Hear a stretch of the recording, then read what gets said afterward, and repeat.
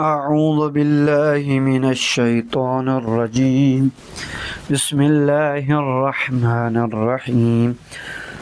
سورہ قدر کی آیت نمبر 2۔ وما ادراک ما لیلۃ القدر، اور آپ کو کس چیز نے بتایا شب قدر کیا ہے؟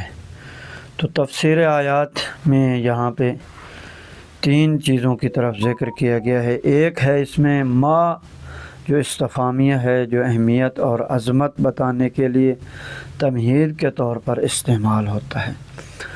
دوسرا یہ ہے کہ ادرا کا یہ الفاظ، یہ لفظ دراز سے ہے، باب افعال میں جا کر 3 مفعولوں تک متعدی ہوتا ہے، یعنی 3 مفعولی ہے۔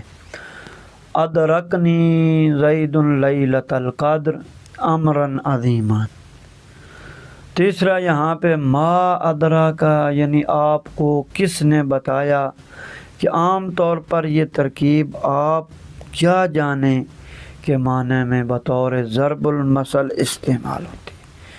کسی بھی ضرب المثل کی ترکیب میں تبدیلی نہیں لائی جاتی۔